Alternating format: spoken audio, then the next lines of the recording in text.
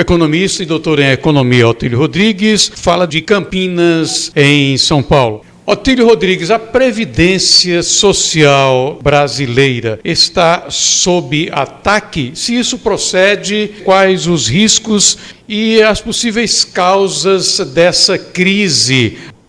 A Previdência voltou aí à pauta das notícias e dos comentários por conta do assalto promovido por uma quadrilha de bandidos que roubaram assintosamente os pobres aposentados que trabalharam dignamente durante uma vida inteira e assaltaram com a incompetência do governo de identificar esse tipo de roubo. É importante também, já que a Previdência está na pauta, a gente refletir sobre a situação da Previdência brasileira, que é um assunto que não tem merecido destaque necessário e importante para todos nós, pessoas físicas. É fundamental cada brasileiro pensar sobre a questão da Previdência. O déficit da Previdência hoje é de 318 bilhões de reais em 2024. Isso significa que para um orçamento de R$1 trilhão, aquilo que a Previdência arrecada de receitas das contribuições em relação aos custos que ela tem que pagar no final de um ano, isso significa um rombo, um déficit de 318 bilhões, que representa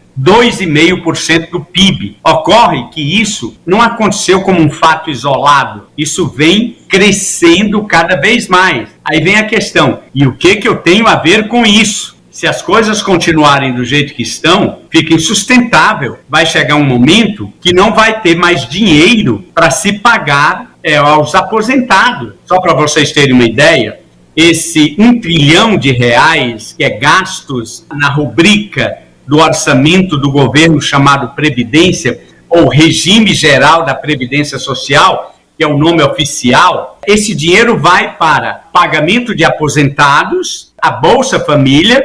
A Bolsa Família é um gasto de 167 bilhões, que representa 0,15% do PIB, vai para o BPC, é o Benefício de Prestação Continuada. É um benefício que cada brasileiro tem, com idade superior a 65 anos, que esteja em situação de vulnerabilidade, ou qualquer brasileiro que sofra de uma deficiência física, mental, sensorial, com mais de 2 anos, ele pode requerer esse benefício de prestação continuada, chamada BPC, que ele não precisa ter contribuído para a Previdência e ele tem direito a este valor, desde que a renda familiar por pessoa seja igual a 1/4 do salário mínimo, que representa aí R$380.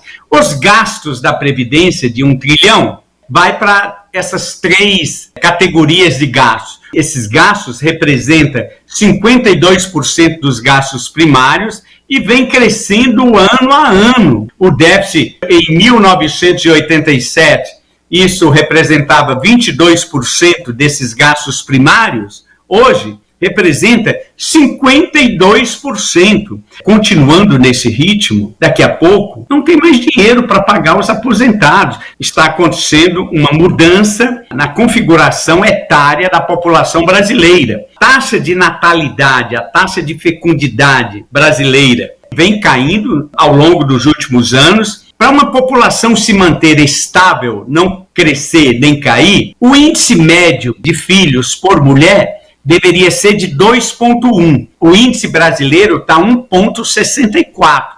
Em termos reais, a população brasileira vai decrescendo.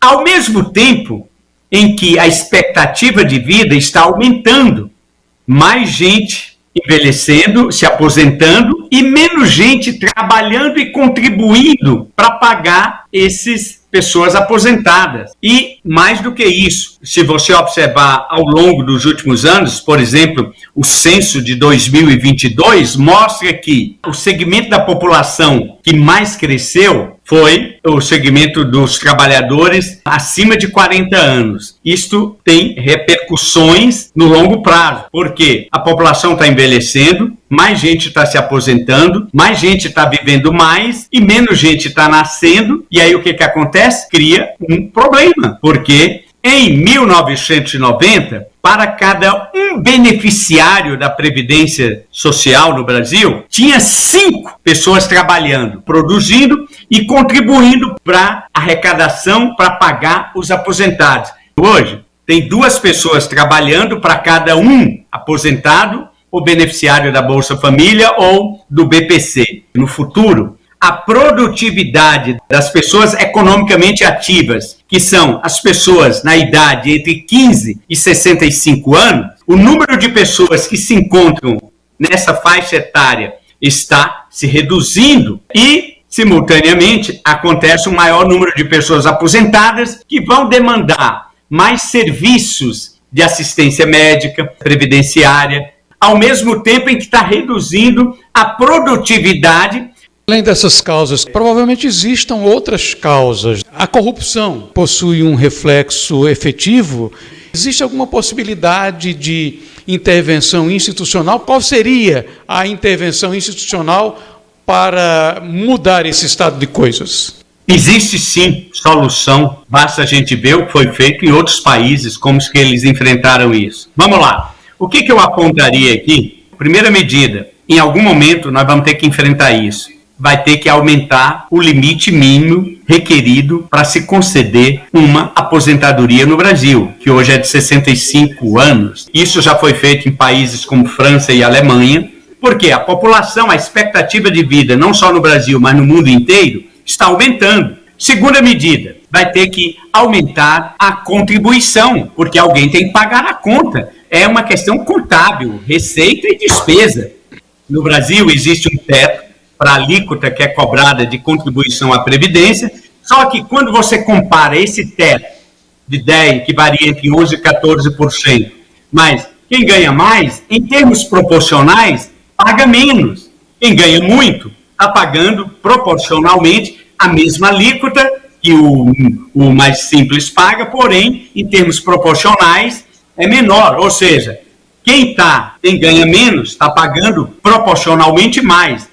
Terceira medida que deveria ser feita: combate à sonegação e à corrupção. Esses são 2 cânceres que prejudicam a Previdência brasileira. Para resolver esse problema do déficit, em algum momento nós teríamos que enfrentar o problema da sonegação e da corrupção. Quarta medida, melhorar também o sistema para aumentar a captação das pessoas que vivem na informalidade. E uma última medida que seria necessária: a questão da capitalização individual. Países como Chile, Suécia, fizeram modificações em seu sistema previdenciário e criaram um sistema de capitalização individual. A aposentadoria de cada pessoa é proporcional ao que ele contribuiu. Hoje no Brasil não é assim. Todo mundo contribui para um bolo comum e depois cada um tem aquele, segundo os critérios, a sua aposentadoria. O Chile fez essa mudança, a Suécia também mudou assim, a Alemanha também fez alguma coisa nesse sentido.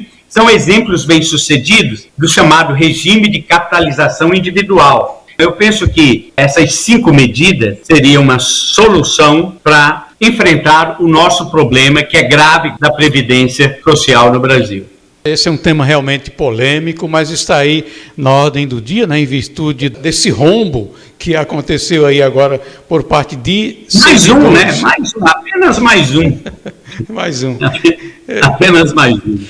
Mas como você mencionou, apontou inclusive 5 alternativas, o brasileiro tem os caminhos, falta implementá-los para corrigir. Eu acrescentaria ainda o que pode ser feito em nível individual. A gente esperar uma solução institucional, nós temos que acreditar, temos que pressionar os parlamentares e o governo. Nós vamos esperar, como dizia Raul Seixas, com a boca escancarada, cheia de dentes, esperando a morte chegar? Não seria uma postura adequada. Eu recomendaria que cada um de nós, nesse momento, estivesse pensando em poupar 10% do que ganha para fazer uma reserva para a Previdência. Mesmo o pior das pessoas que ganham um salário mínimo, R$ 1.500, economize R$ 150, pega esses R$ 150 e coloque em uma aplicação e diversifique. Eu listaria só 3 medidas que você pode fazer. Pega 70% desse dinheiro e aplica em renda fixa. títulos do Tesouro Nacional. Qualquer pessoa, a partir de pega 20% e aplica em ações de boas empresas pagadoras de dividendos. Pega 5% desse dinheiro e aplica em criptomoedas, em Bitcoin. Você pode fazer isso do seu celular. Você pode, eu não entendo disso, não compreendo isso. Nós temos a inteligência artificial. Pede ajuda do ChatGPT, pede ajuda do Copilot, pede ajuda do Gemini, faz uma pergunta no Google, aprende, pesquisa, monta uma carteira de pega R$150 todo mês e aplica. Até os aposentados também, entendeu? Para suplementar a renda no futuro. Pior, vai ser muito mais dolorido se não fizer nada. Então, eu diria que esse programa seja um marco na vida de muita gente. Faça isso. É essa a sugestão. Não fique com a boca escancarada, cheia de dentes, esperando a morte chegar. Pegue R$150, 10%, porque qualquer benefício hoje no Brasil é um salário mínimo. Pega R$150, 10%. Pega 70% disso. Compra de títulos do Tesouro Nacional, renda fixa, garantida. Pega 20%. Compra ações boas pagadoras de dividendo, Petrobras, Banco do Brasil, BB Seguridade, Itaú, Bradesco, Vale, grandes empresas. Pega 5% disso e compra de criptomoedas, que pode explodir no futuro. Eu deixaria essas recomendações para quem estiver nos ouvindo.